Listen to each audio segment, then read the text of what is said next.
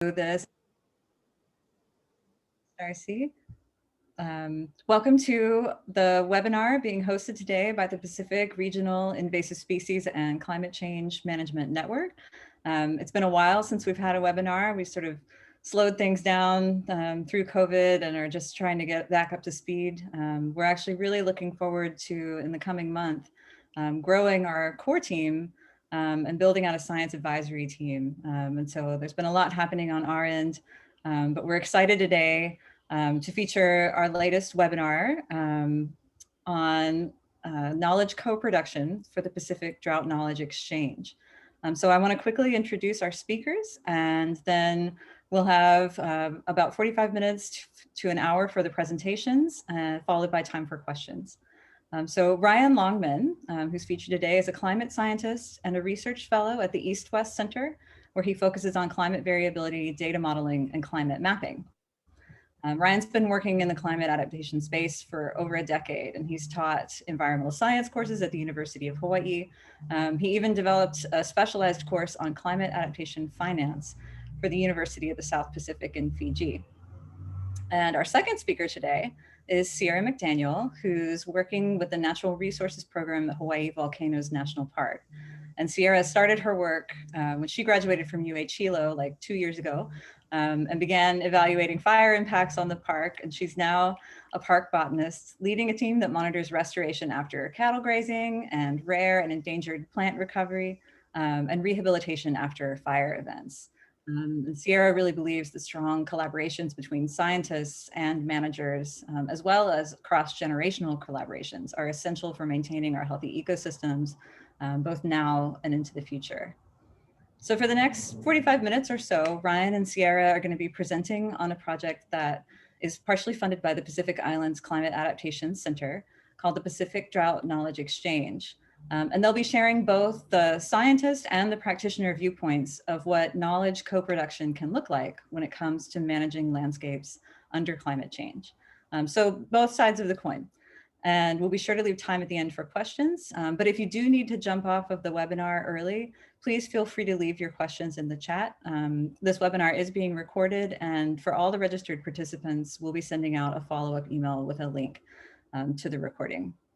And so with that, Ryan and Sierra, I will hand it over to you. You both should be able to present your slides. Thanks so much. All right, thanks, Laura. Let me just pull this up.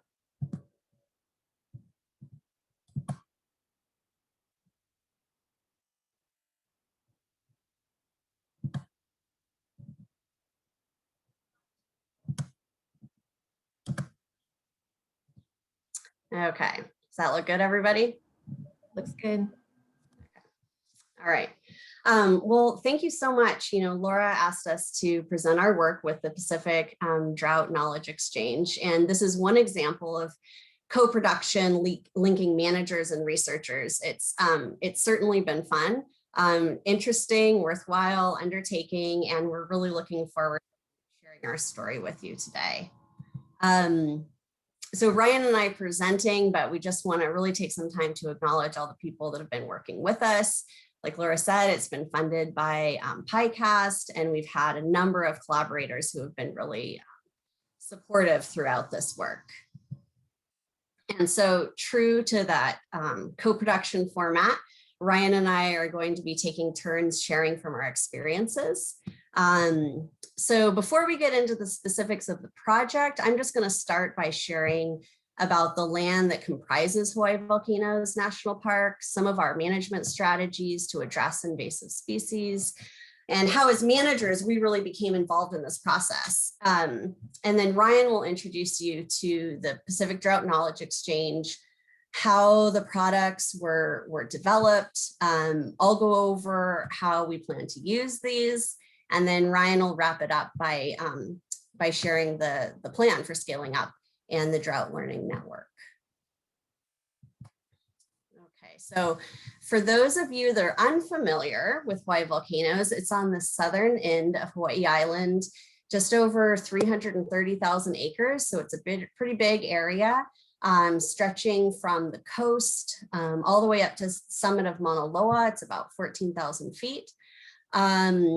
It's located in the moku of Ka'u and Puna, and it contains parts of 19 ahupua'a from Popo and Puna all the way to Kahuku and Ka'u. And it has a really steep both elevation and rain gradient of a range of substrates from, today to the Pleistocene.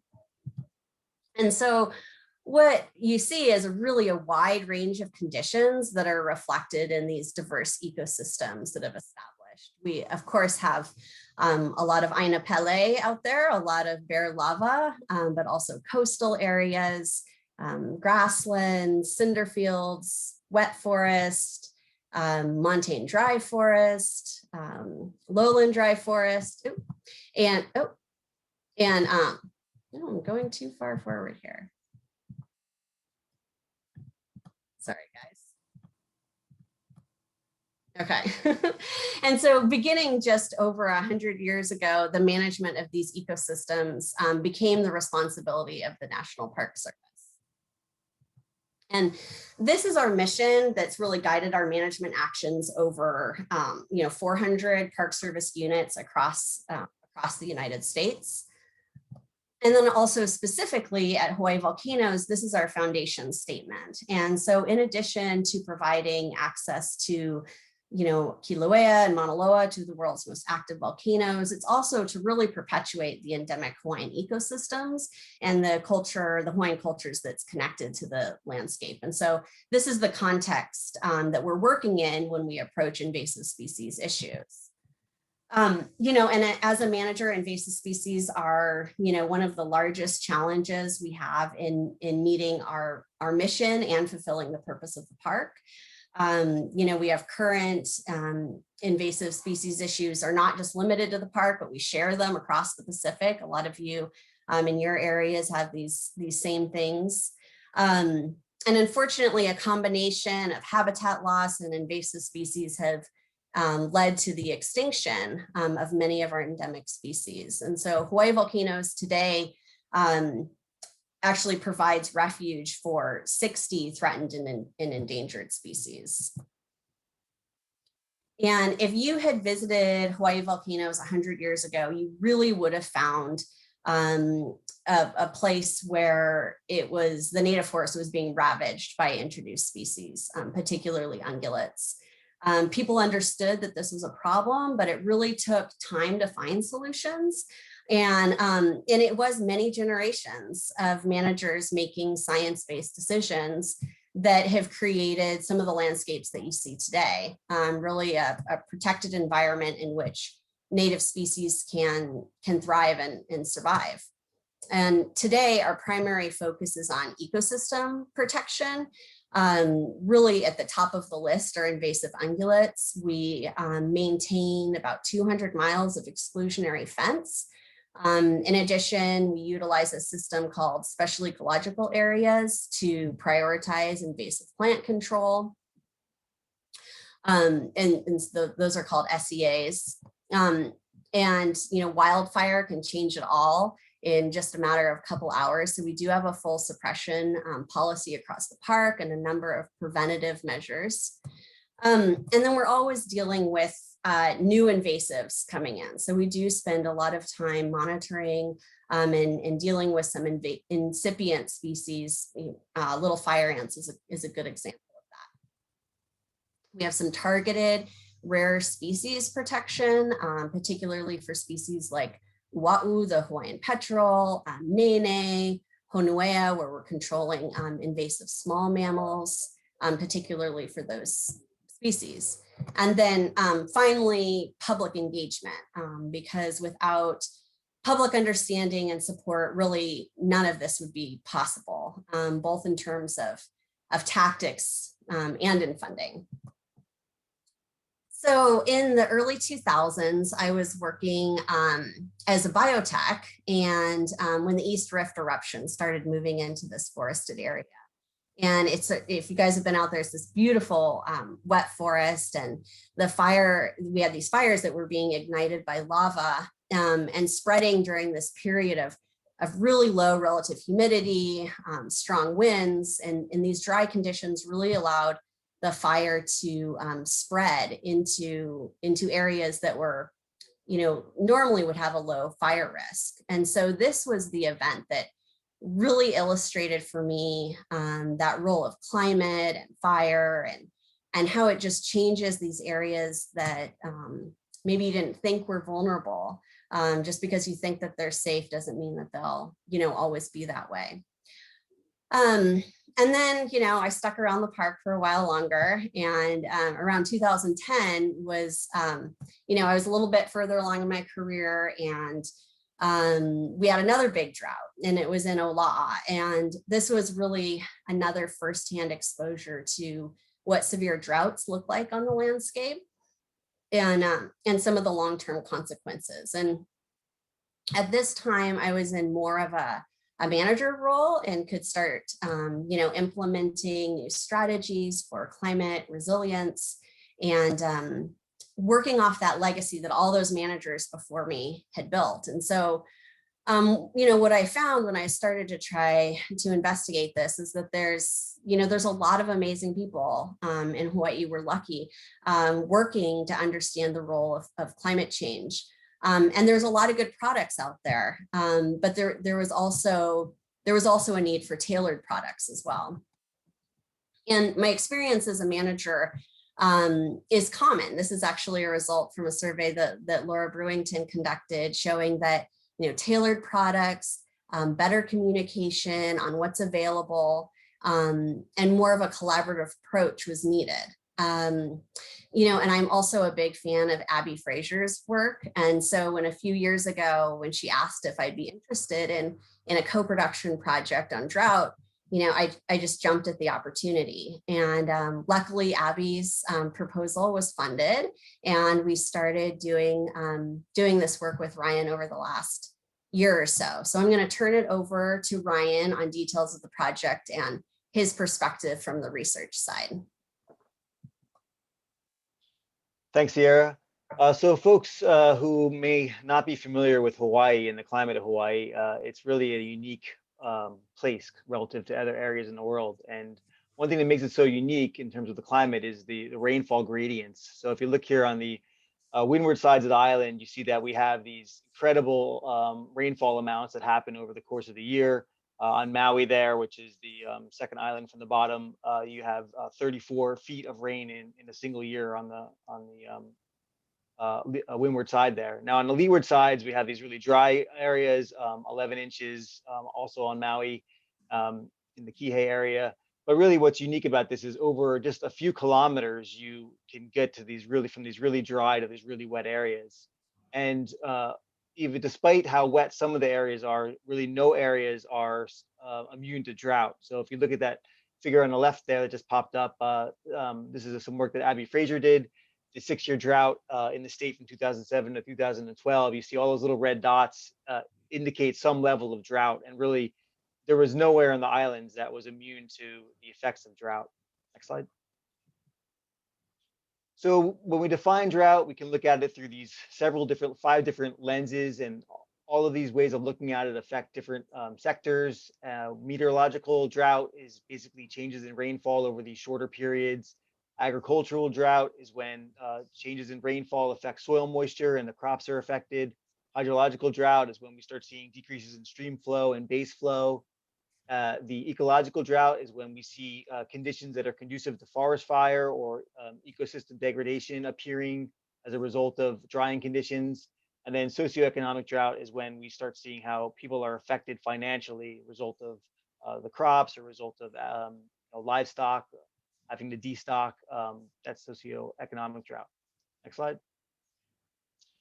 So droughts, though, they're a natural part of the climate system, and everyone that's lived and dealt and worked and studied in Hawaii has dealt with them over the years. But what we're seeing now is we're starting to see these trends emerging where droughts are becoming more prominent.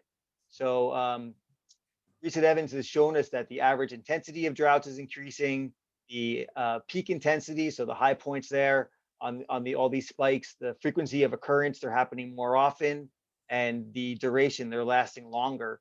And this is just one graph here showing you actually a time series of drought at Hawaiʻi Volcanoes National Park.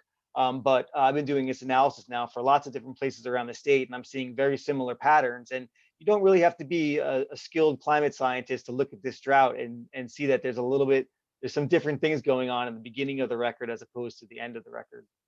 Next slide, please. So Abby Fraser did some work, and she published with other authors. They published a general technical report through the U.S. Forest Service, and it was called "Managing the Effects of Drought in Hawaii and the U.S. Pacific Islands." And that report focused mainly on what resource managers were doing to prepare for and cope with drought. So what they were doing before drought, what was happening during drought, and what was going to happen after drought, and how they made resource management decisions during those periods. But what really came out of that report is some other questions, such as what types of data were these resource managers using? Also, where were they getting their data from? Was there a particular source? Was there information that they accessing all the information they needed to be accessing to make these management decisions? And finally, what types of data did they need? So there was also a curiosity of, do they even have access to the things that they need, or are there other products out there? Slide, please. So this kind of brought up the whole idea, the need for a knowledge exchange. This work from Abby Fraser just kind of pushed this into a whole nother thought process, and realizing that the work wasn't done yet and there was still more to do. So resource managers, they wanted to be more actively engaged in the research planning and knowledge. And this is some work that Laura had done in the past that Sierra just mentioned. So we kind of knew that was already on the table. Resource managers wanted to get involved. And we also understood that the managers were often tasked with finding the best science to use to make these resource management decisions. And also they needed to maybe write proposals, or they needed this information. And also they might have limited training to access the information. So everyone that I've talked to and worked with is a really talented person in their own regard, but maybe not everybody has the technical skills they need to extract information from a gridded product, or certain file formats. So the scientists on that side, they need to first of all more carefully describe the results and make them in a way that resource managers can use them. And there needs to be a more formal process to facilitate this exchange of getting the information from the scientists to the resource managers. Next slide, please.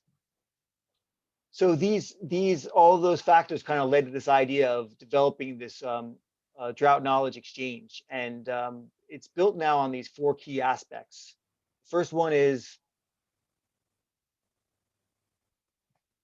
an easier access to drought and climate information and data sources. So this is getting information that's specific to an individual area. A lot of times you might get a product that's for the whole state. You got to kind of zoom in and look and say, oh, well, maybe this number equals this spot right here. And it really is not tailored to any specific geography. So getting easier access to this site-specific stuff is the first aspect. Second one was more comprehensive information. So maybe there's some information out there that resource managers aren't aware of, and products that maybe aren't easily accessible to the public. So providing managers more more choices in terms of the information that they need. Also improve technical assistance. So like I mentioned in the last slide, providing the skills necessary to maybe extract data from a gridded product or a netcdf file, or things that resource managers just might not have the familiarity with.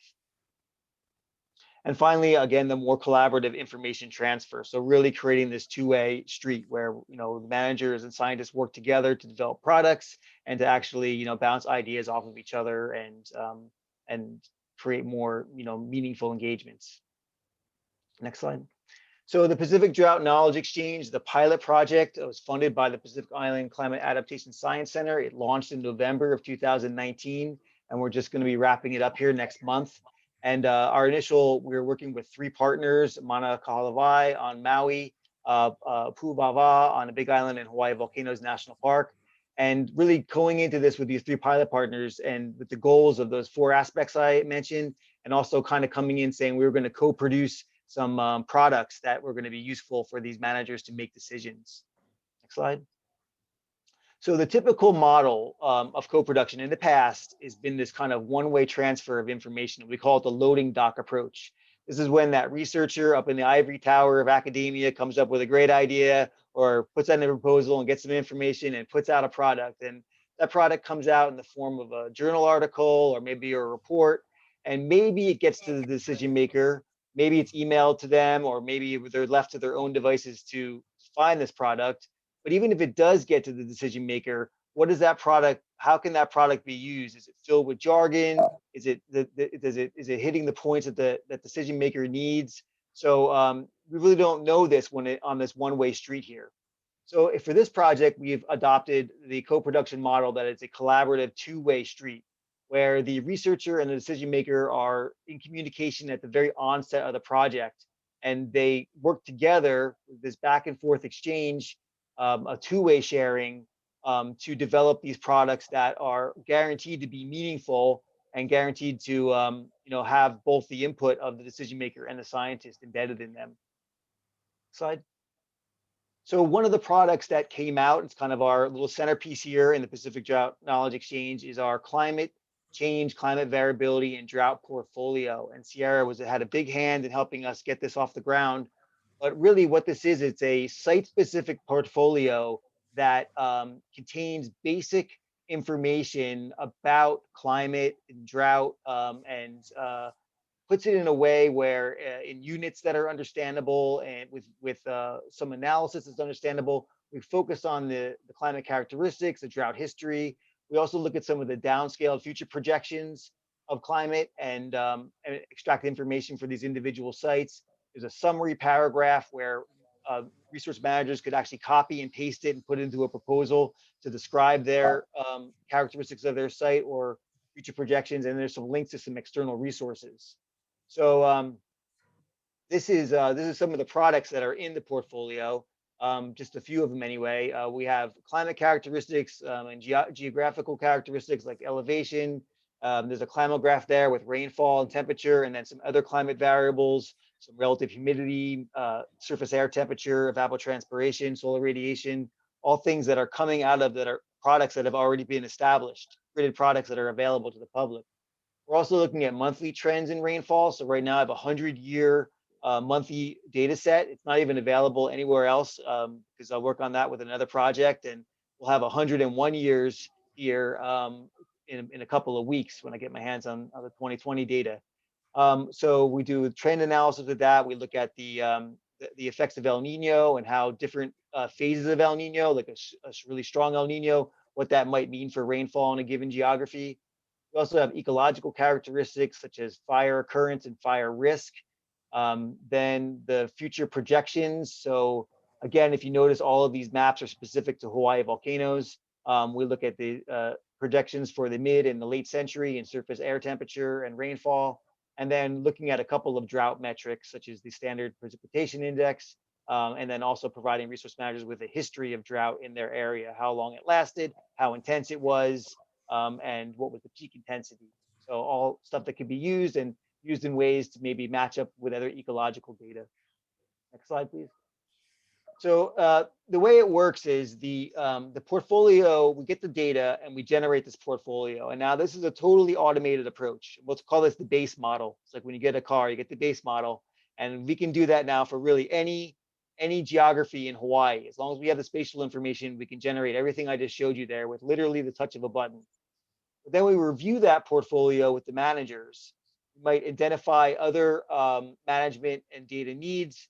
We reevaluate that, and then we kind of add in additional data and create a new portfolio for the managers. So in the case of Sierra, obviously this this process evolved with her, but we have a much more comprehensive portfolio that we developed for her, looking at things at different scale and looking at some other products that I didn't mention in the base model. Another part of this is to document stories and lessons learned from the managers, and then to co-develop other products like fact sheets, and then to really start building together information from our pilot partners and eventually other partners to build these cross-site results into a web resource. Next slide, please. So one thing I wanted to point out in the portfolio that I work with Sierra, when we first started doing this and looking at this geography of Hawaiʻi volcanoes, it was really the information was too much for this area. So we had to kind of boil it down and look at things not just as this park unit. we first started looking at what we call the climate unit, and that was based on the fire management units at the park, and we were able to disaggregate them by windward and leeward aspects. And then we even went to the subunit. I want to open, yep, so the subunit analysis, and we did this for possible restoration decisions. So really, scale matters, and we wouldn't have known this without working with the resource manager and getting to that point. Even that subunit down there, it's so small compared to that Hawaiʻi volcanoes as a whole, but the climate, the temperature, the rainfall, the elevation, all of those things are so different in that area. And that's the kind of distilled information that resource managers might need if they're thinking about planting, and especially looking at the future and what the future projections of temperature and rainfall might be. It might change a whole decision just by having that information on that really, subunit level. Next slide, please. So another thing that has merged from our communication together, our co-production, are these fact sheets. And I have a new appreciation for the whole fact sheet process, given how much time it takes to put these together. But one thing I can be confident is that the park is happy with these, because we went back and forth with each other on really every paragraph, every word, every figure to make sure that these products were useful. And this set of fact sheets was developed with the intention of giving them to park staff so that they could, learn more about the climate and drought and future projections for the park, but also, and they're done in a way where it's plain language, where really anybody could pick this up and read it and understand it and take something away with it. It's no jargon, and it's meant to be useful in a lot of ways. And another thing, and I'll point this out, is Sierra along the way has really made an effort to make them encouraging and not to be this gloom and doom type of a thing where you read it and then, want to throw it in the trash and drink a beer. It's not really quite that. It's meant to be uplifting and inspiring and teach you a little bit about something about the geography. So really fun to develop these, and I hope that they'll be around for many years to come. Next slide. Okay. Oh, you're on now, Sierra. Yeah, now I'm back on. So yeah, I'm really glad that those fact sheets didn't break Ryan, because it was quite a bit. But it really, those are the type of products that really improve communications. And much of the climate work is really complex, and it can be difficult for communications. So that was one of the big results from this work, is really, having products that easily illustrate specifically what's happening at Hawaiʻi volcanoes, both in terms of communicating to staff for planning and strategy, but also communicating with funders, for proposals and that sort of thing. And the National Park Service is this really incredible bridge between the public and nature. And so using this information, we can really incorporate it into a range of products from, our website and social media. We literally have millions of people coming through Hawaiʻi volcanoes every year, with hundreds of thousands online. And so these fact sheets are just an easy way to really illustrate some complex data and things that are going on at Hawaiʻi volcanoes. So just for a minute, I want to step back. And I know there's people on this call from across the Pacific, and the ocean, it really is what connects us. And, even though I'm a terrestrial based person, I really gain a lot of inspiration from those that have navigated this great expanse. And this quote from Nainoa Thompson, it really resonates with me in terms of invasive species and climate change.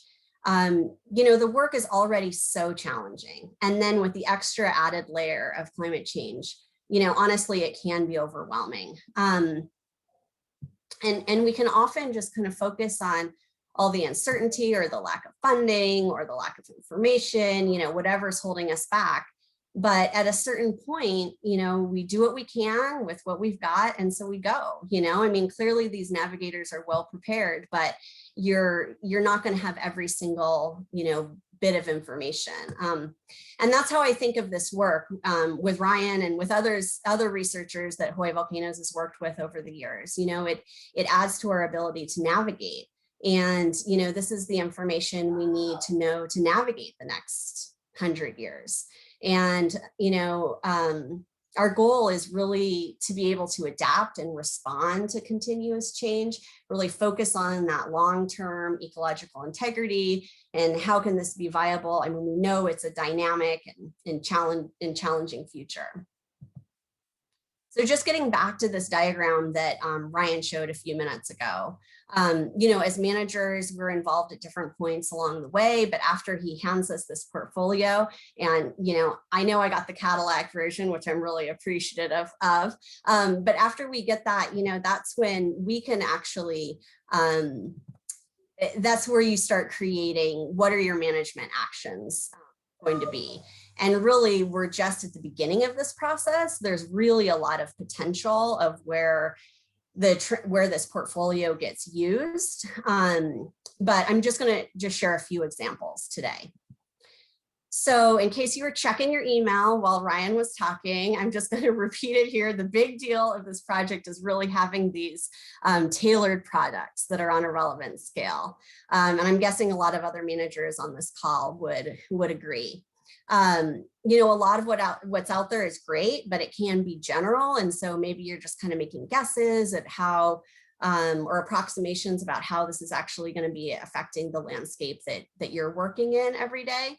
Especially with a place like Hawaiʻi Volcanoes, where there's so much variation, being able to break this down was really helpful. And you were using these fire management units to create these climate units. And so it was both climate and management relevant.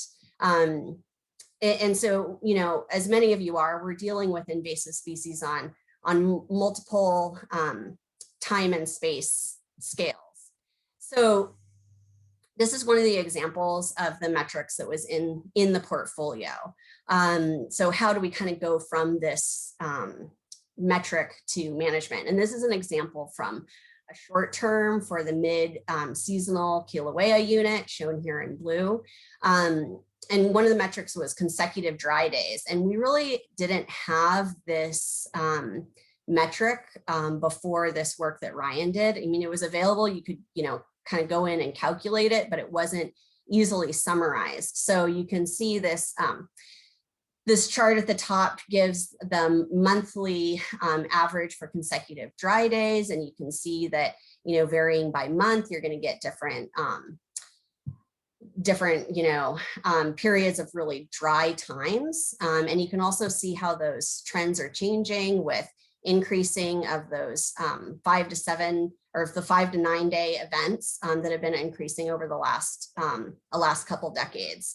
And this has a lot of different types of potential applications. In this unit, has a lot of dry ohia woodlands that have been invaded by various fire promoting grasses. And so just even after a few days, they can dry out and really provide that fine fuel bed. So, we could use this for evaluating fire risk or targeting certain fuel reduction activities, maybe anticipating closures and temporary closures in that unit. And then and doing any planning for invasive treatments during a season, trapping or plant removal, fence checks, that sort of thing. But then also, we're looking on the long-term planning. You need to look across several decades. So you can see on the left, the increase in drought intensity over time. And so Ryan had showed that statewide, and you can see a similar pattern here with droughts increasing over time. And then on the right, you have the future projection. So the last 100 years on the left, and then the next 100 years on the right.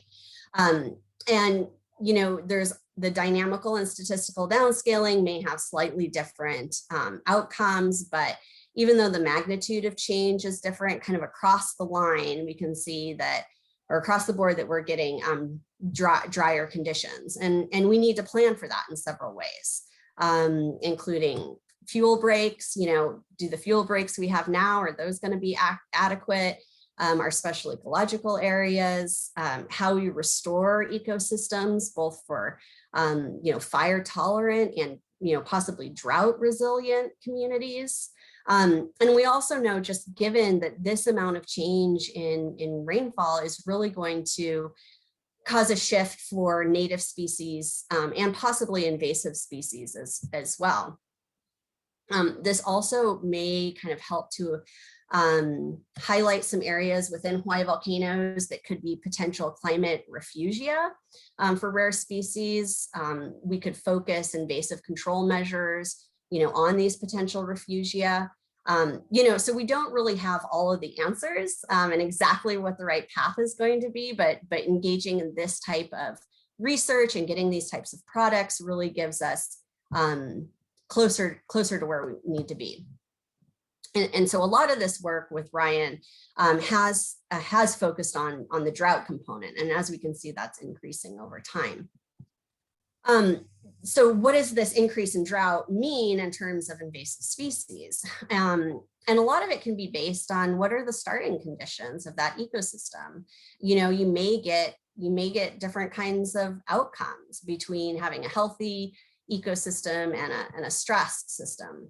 There's evidence that ungulates have a negative effect on soil infiltration capacity.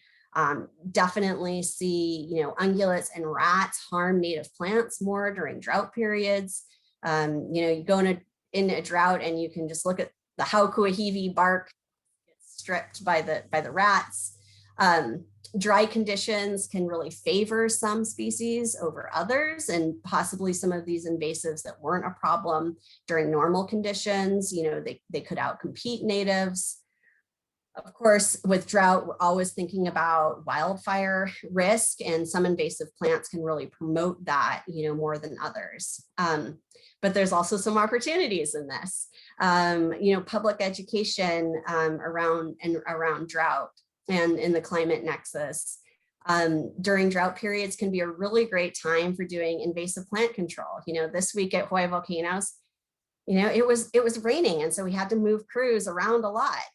We wanted to be treating weeds in the wet forest, and it was raining, couldn't happen. And there could be range contractions of invasive plant species as well. So just a few of the opportunities that could also be happening as we move into a drier scenario. In a lot of you guys are in this drought community already, and Melissa Coons has been doing some recent work surveying managers that are faced with this kind of similar situation, and they shared with her lots of opinions and tactics that they're taking in their own areas. And some people will say that there's nothing that you can do about drought, and that's certainly true in terms of controlling the rainfall. But there's things that you can do and approaches that you can take that may lessen the impact. And so some of these, like before drought, keeping that ecosystem as healthy as possible. This is, even back to one of our primary strategies is excluding some of those invasive species from our really high priority areas, like special ecological areas, maintaining fuel breaks, reducing invasive fuels. We control fountain grass across 100,000 acres at Hawaiʻi Volcanoes. That's one of our main ways of keeping those lava flows as natural fuel breaks. And of course, raising public awareness of what's going on. They love Hawaiʻi Volcanoes, and so if something is happening, they want to know about it. During the drought, as far as invasive species actions, we do use temporary closures for fire prevention. That we do have lightning and lava ignited fires, but most of the fires in Hawaii are human caused, and so those temporary closures have been pretty effective. We also see a lot of pressure on our fences during drought times. The grass is all nice and green on the inside, and it's dry in the pasture next to us, and so increasing some of those fence inspections. If we get one breach of a fence, it can wipe out a population of rare plants just with a single or a handful of animals. Like I mentioned before, it's definitely an opportunity for increasing invasive plant control, and possibly, we haven't done this, but increasing predator trapping, especially for rare plant species. And then after drought, monitoring and treatment of invasive plants. This is particularly important for fires. You know, after you get a fire, you're going to get a lot of different weedy species coming in. Not all of them are going to be a long-term concern, but it's definitely an opportunity for invasive species to get established. And then evaluating long-term changes in vegetation. We're fortunate at Hawaiʻi Volcanoes, we have the inventory and monitoring program that works throughout the Pacific Islands, and they have long-term vegetation plots that we may be able to pick up changes with drought events. So, you know, we know the conditions are changing and really the full impacts are going to be evident over time. But these are some of the things that we're thinking about, questions that do come up. And how are these kind of cascading effects going to be impacting the ecosystems? You know, we, you know, small mammal predation in particular during drought times. Are cats going to be more aggressive to adult nene, you know, that sort of thing. You know, we have some evidence from modeling that invasive plant ranges will shift, and how much is that actually going to be realized?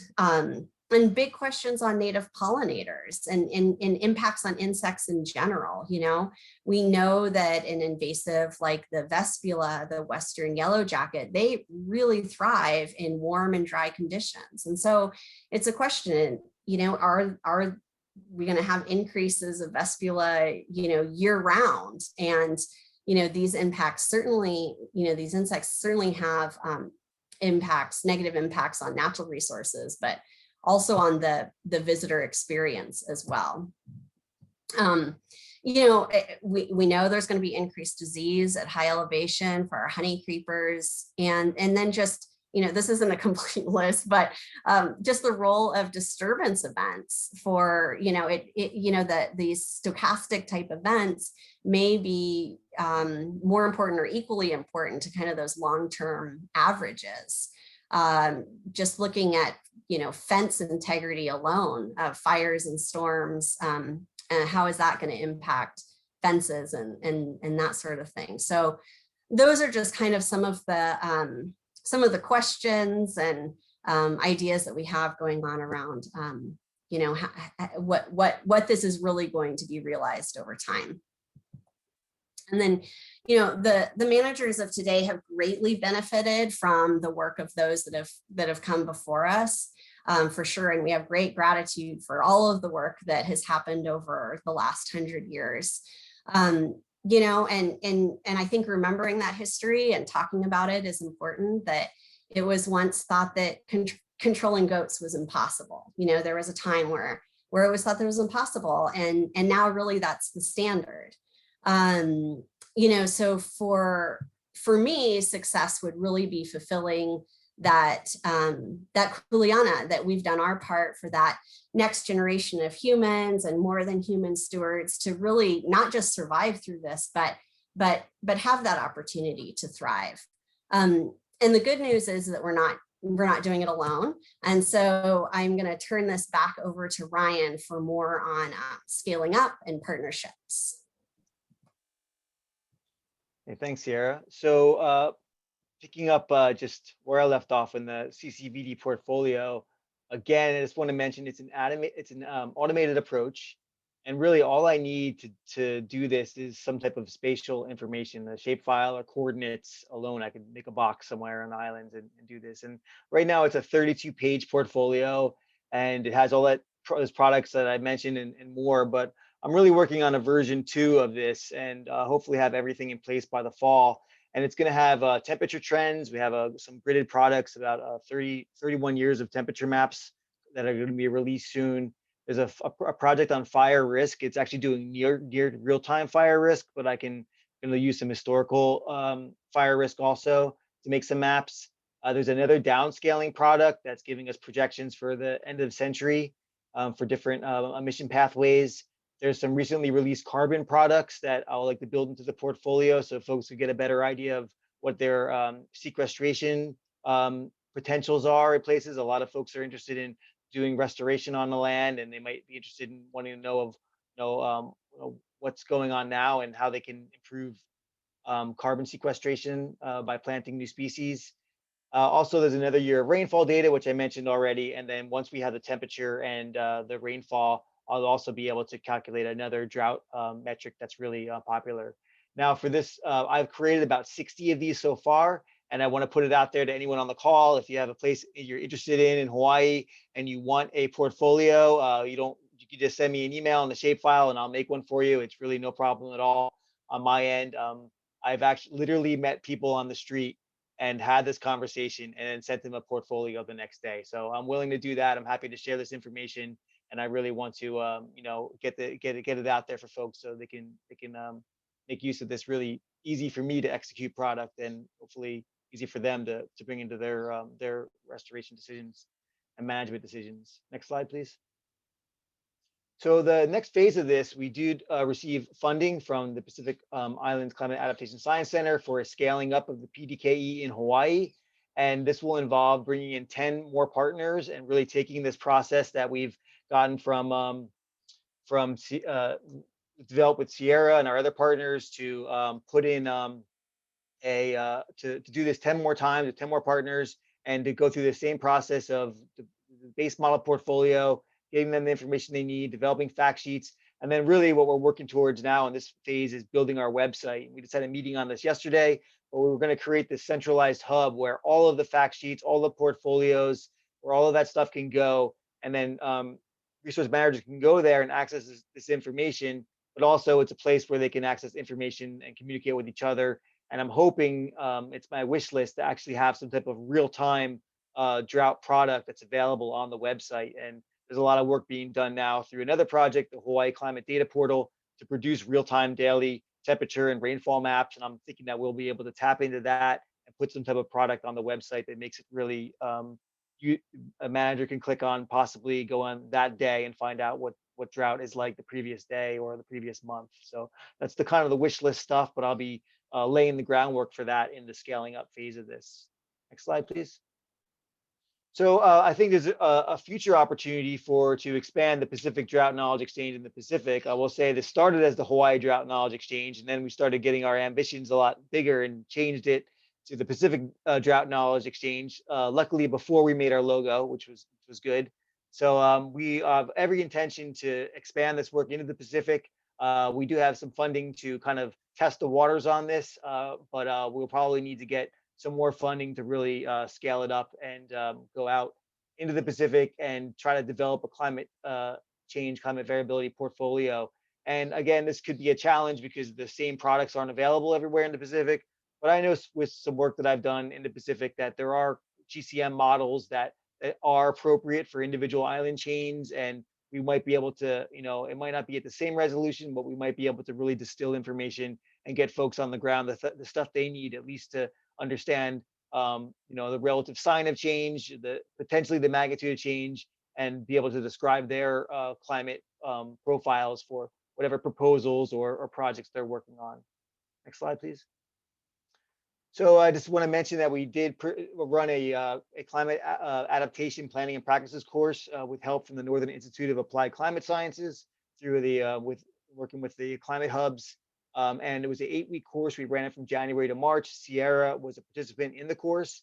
And this was a hands-on training to get folks really thinking about climate adaptation and picking an area in a specific geography and coming up with a strategy and what to do to address climate change in the future.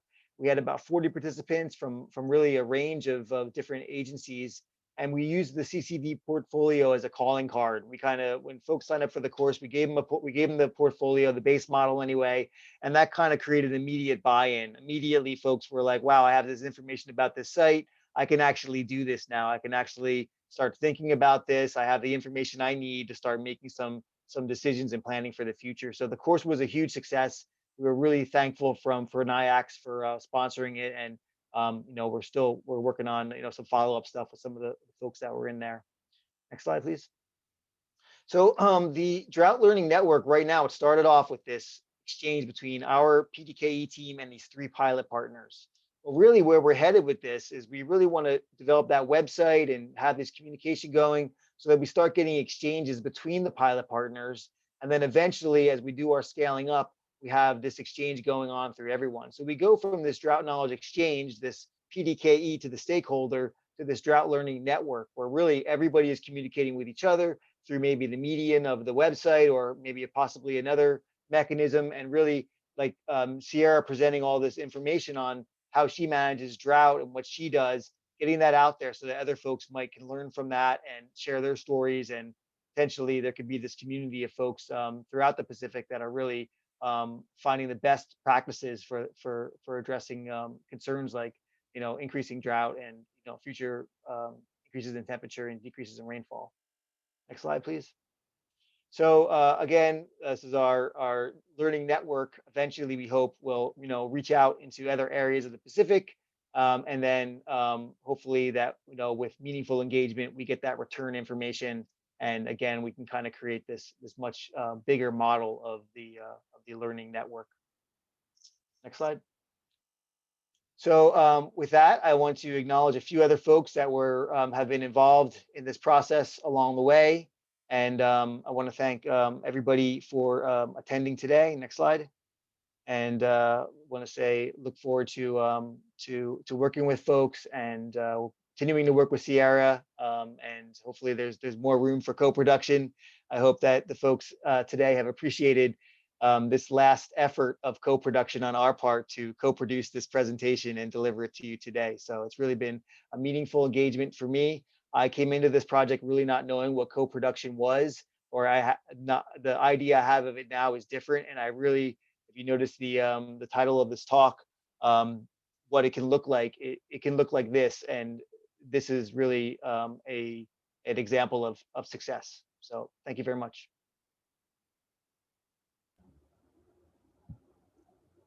Thank you so much, Sierra and Ryan. And I know everyone's like busting to ask you guys questions. And I just want to say before we open for questions that in the email announcement for this webinar, as well as the reminder that you should have received, there were 2 attachments, and one was the climate change and variability portfolio, that 30-odd page document that Ryan referenced a few times in his talk, as well as one of the fact sheets that they produced for Hawaiʻi Volcanoes National Park. So have a look at those, and you can kind of see close up some of the products that were developed. I want people to start thinking of their questions, or if you have them, go ahead and raise your hand or turn your video on and your mic off. I'll try to keep an eye. I know Roland's going to ask, when are you coming to Guam? And if there aren't any immediate questions right away, I do want to quickly say, Sierra, that the quote and the photo that you showed of the kids in training in the national park and saying that the landscapes that we see today are the product of many generations of managers making science-based decisions. And that's such a great quote that I'm going to quote you on in the future. So thank you for that. I see Melissa Kuntz has raised her hand. Melissa, go ahead and ask your question. Thanks. And thanks for your role in this project too. Oh, thanks. Thanks so much for the presentation. It was so enjoyable. Definitely felt co-produced. And I was curious, I was reminded about the CCVD portfolios and that there's so much information in them. And I'm curious, when you and Sierra and Ryan were working together, were there some parts of the portfolio that stood out to you as what, I guess the appeal for them too is that because they cover such a broad range that people can use them in many different ways. For you, what were the key parts of the portfolio? And tacking onto that question, if there was uncertainty in those parts, how did you deal with the uncertainty of the portfolio information? That's a pretty long question. I guess I can take the first stab at it. The portfolio that we actually have, I think it is like 110 pages or something. So even the 30-page one is cut down. And so, one thing that we have talked about is translating that into more of a manager portfolio.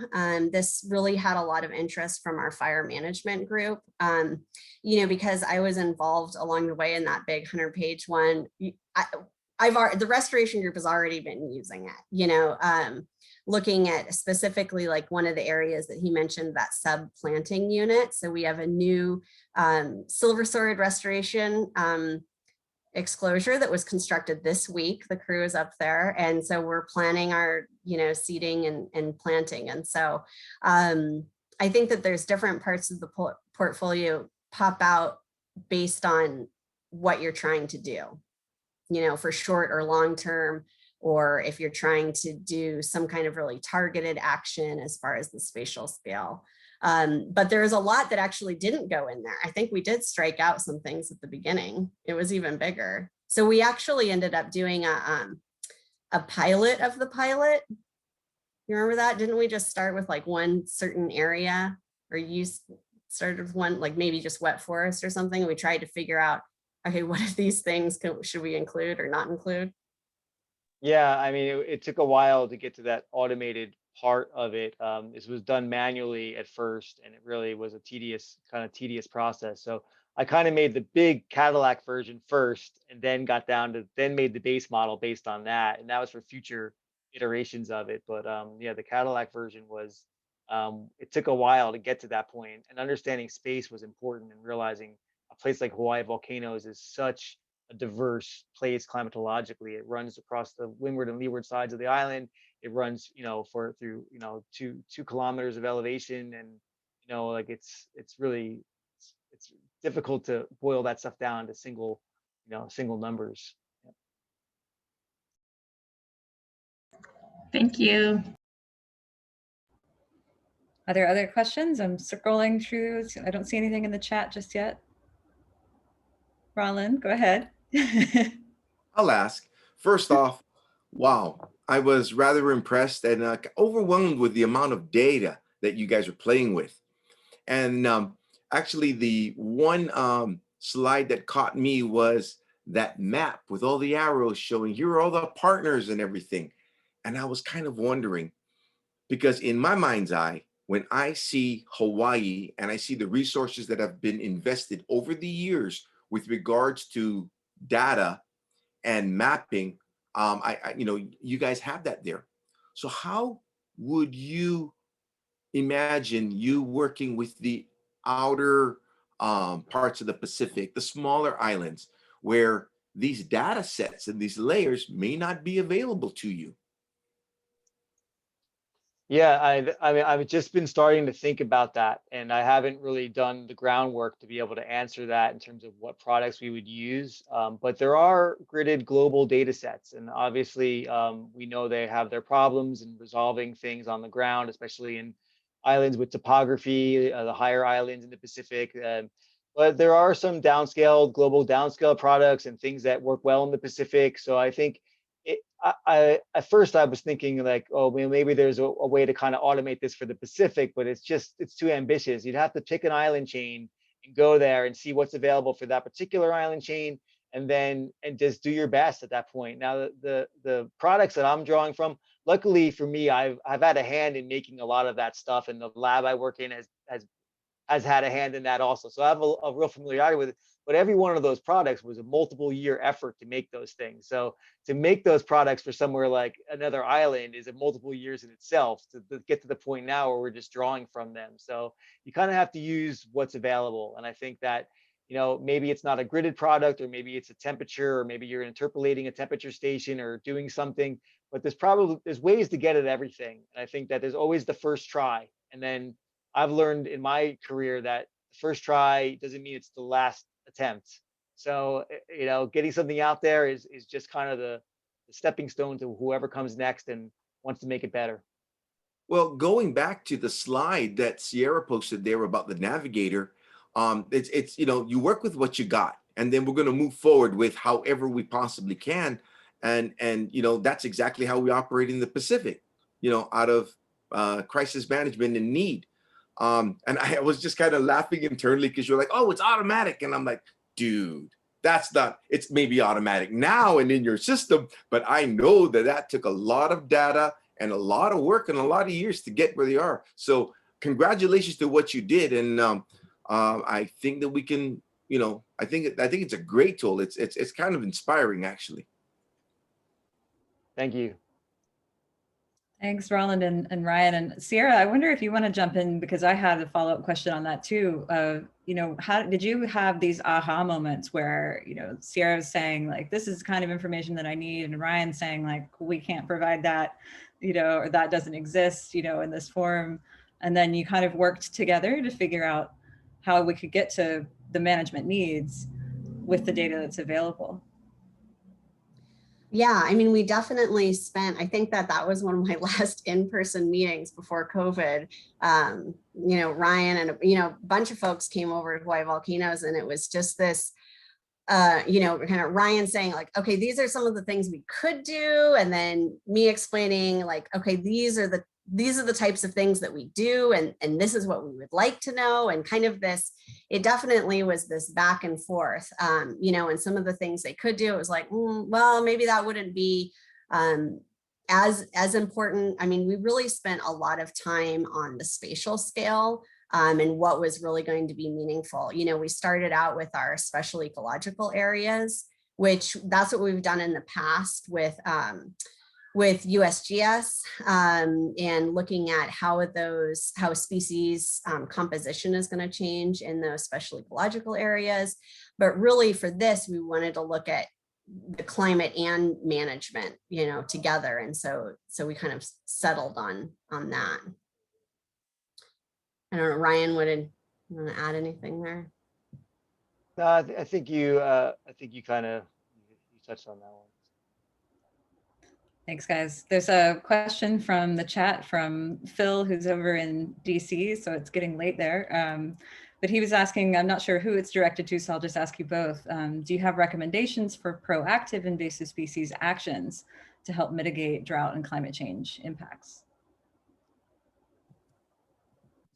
Yeah, I mean, just to recap a little bit, a lot of the actions that we're doing already, those hold the line type of actions, are actually going to help us be more drought and climate change resilient. Especially for invasive species, the best thing you can do is not let them get established to begin with.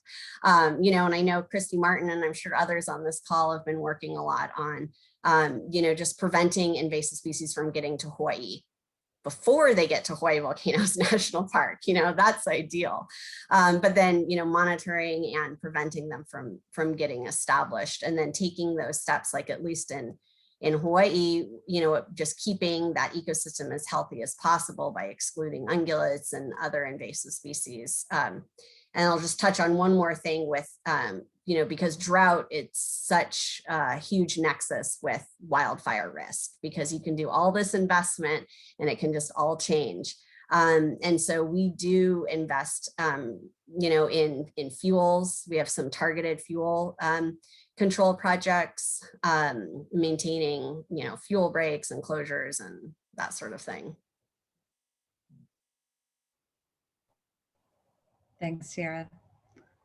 Roland, is your hands up again? Yeah, just as I see I like how you clarified it, basically, the so what, and how you put out that, these illustrations and these fact sheets are to help out your stakeholders.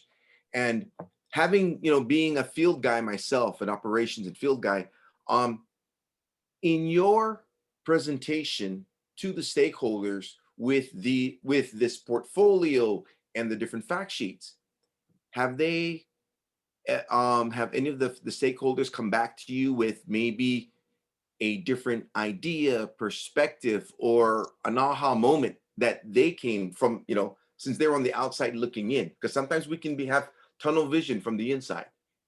Have you had that yet?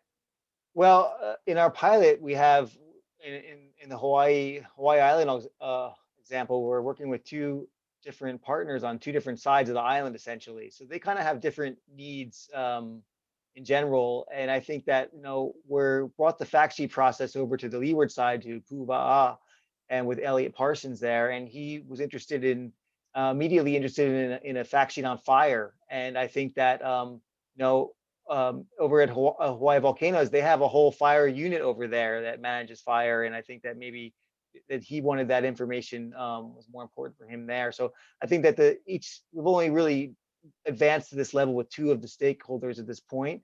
But I think as we go forward and we bring in more stakeholders with the scaling up, that there's most certainly going to be different questions and different data needs, because in our adaptation planning course, we had, like I said, 40 folks from maybe 15 or 20 different institutions or agencies and private landowners, and all of them brought different things to the table, and things that got me thinking like, wow, this is going to be interesting, because they're going to all want different things. So I really can't answer your question specifically with an example, but I know it's coming. I know there's going to be needs, and there's going to be ahas, and there's going to be, all right, well, how do we do this? How do we get this information for these folks? And I think that, you know, I'm up for the challenge of trying to figure that out for people.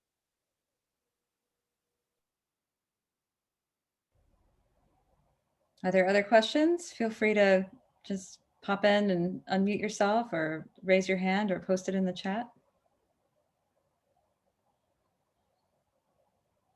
I'll make a quick comment about this process, is that, you know, I came into this, you know, really not knowing much about land managers or what land managers do. I'm going to be completely honest. I've been up in the tower making maps and sending them out into the world, and I have some field experience too, but that's a decade old now. So yeah, I've been up in the tower, so it's changed my way of thinking about things also, and really to see the work being utilized on the ground already, you know, a little over a year into the project. It's heartwarming, and it's meaningful. And you know, I know moving forward that, you know, that's the kind of work I want to choose. I want to choose to do work that has, you know, on the ground applicability.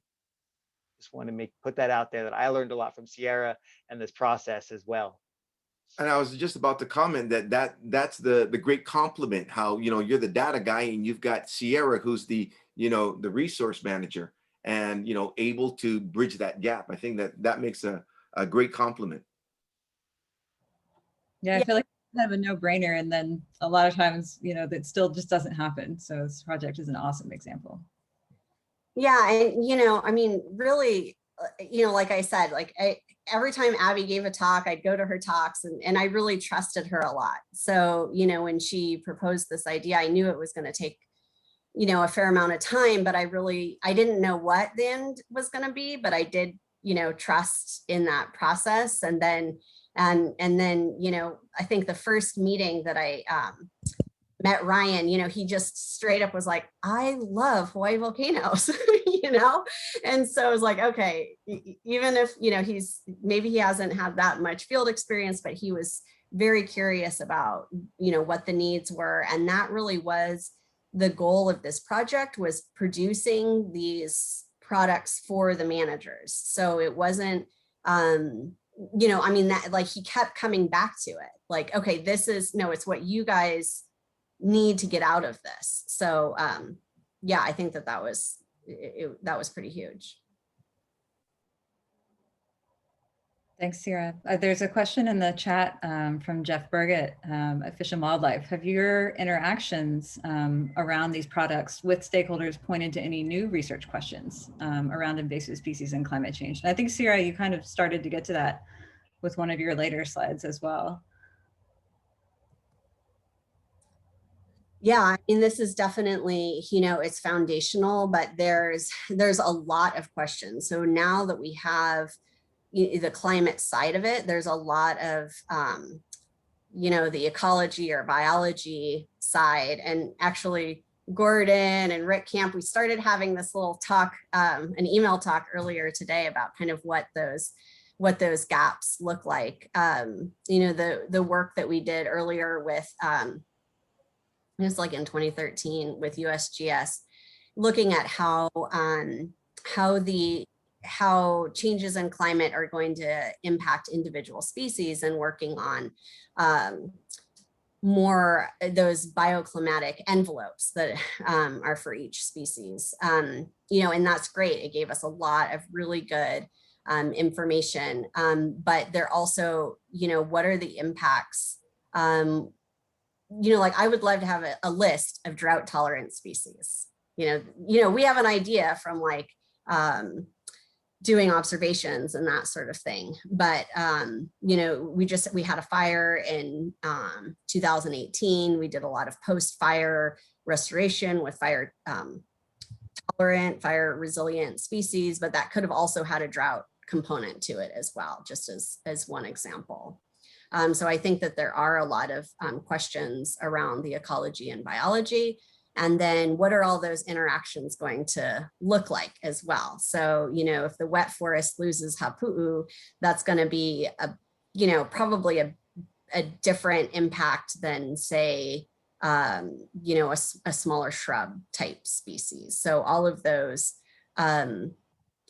interactions and those cascading effects, definitely more questions. Thanks, Sierra. I want to go to Jack Idachong from Palau, who had his hand raised. Thanks, Laura. Thanks for organizing this and for the invite. This is sort of, Sierra, you just mentioned part of my question. It was, here in the, the U.S. affiliated Pacific Islands, a lot of us are both field guys and managers. We have sort of from a scale perspective, we're much smaller than you folks. So, it's difficult for us to sort of separate the two a lot of times when we're working on these things, especially invasive species and droughts. One of my questions was, if there was sort of a developing list of fire tolerant or fire resilient species, and we'd like to sort of talk about working more on that. That's the first sort of thing I wanted to talk about. And second, from a data standpoint, I think Roland touched on this, that we're sort of data lacking, and if there was a way for us to, here on the ground in each of our islands, to start thinking about what kinds of data and how we can capture that. If we don't have it now, what kind of baselines would we need to be able to sort of jump in on this portfolio, the PDKE? That would be really valuable for us. In this. By the way, I'm here on behalf of the Regional Invasive Species Council of Micronesia. So I'm sorry, Roland and Glenn Dula, they're part of the council. They're members of the council, but we also have members from throughout the Micronesian islands for the 9 jurisdictions. So anyways, thank you. Yeah, I can address the, send me an email and we can talk more about fire tolerant. What we did at Hawaiʻi Volcanoes is we did a series of both more like laboratory heat treating trials and also some prescribed burns and then just observing after fires as well. And so we've developed a list of fire tolerant species that we use in post-fire work that I'd be happy to share with you. We may share some of those same species. And we also have some tech reports that we've done for a couple different post-fire areas. And my email's in the chat, thank you. Do you want to go over the data question, Ryan? Yeah, I can't speak specifically to it because I really haven't acquainted myself with what's available for WAM, but this is really monitoring it's tricky business. It's even tricky in Hawaii where we have lots of climate stations and we're still really not able to capture everything that's going on here. So I think again, if there's ever funding to get a station going, there's also the things to consider are the costs in maintaining it and having the training to train people to do it. And it's way more complicated than just putting a rain gauge out there. It's having protocols and having all these things that go involved with it. So that's a project in itself. There's the project of monitoring the data. There's a project of processing the data, the project of making the map, and then making the portfolio. So it's really a 4-step process that evolves over time. But I mean, if you have to start somewhere, it's really, getting those gauges out where in the underrepresented places and developing these really consistent protocols on how to maintain them and how to treat the data once you get it. Thanks, Ryan and Sierra. And yeah, I mean, I think about some of our work in American Samoa on hydrological monitoring and how, there weren't a lot of stream gauges at one point after USGS removed theirs. And so that monitoring network is now being built back up. And, it's coming with training, and it's coming with, an online processing tool and, a whole suite of materials that help like sustain the management aspects of that collaboration. So it can be done. And it's pretty cool to see it happen. And kind of related to that, I see Alan Mayer from USGS has a question in the chat. Can the CCVD portfolio be developed as a web-based decision support tool? Is that something that you guys are looking into for future funding from PI-CASC? Well, we will always welcome more funding, but I think that in terms of that, so the other project that's going on simultaneously is the Hawaii Climate Data Portal, and this is going to bring in the real-time and create real-time maps of rainfall and temperature. So today is Thursday, you got to go on the portal and get yesterday's daily rainfall map and daily temperature map. So that's the product that lives there. And what's going to happen is there's going to be proposals developed there that are going to have products on the portal that I think the fire risks product is going to be there. But the data is also going to be available. So I know Abby and I are working on a project with NOAA NIDIS. We're developing a forage tool for ranchers where that's going to live somewhere else, but it's going to draw from that portal to get the data you need to develop this forage projections. I know Lucas Fortini is working on an avian malaria model that's going to project real-time avian malaria risk, and he's going to be drawing into that data also. So in terms of the portfolio, I haven't really thought of that in terms of grabbing that information and compiling it for real time. But I think in the portfolio, we can provide the links and the resources that can take people to those wherever those places are.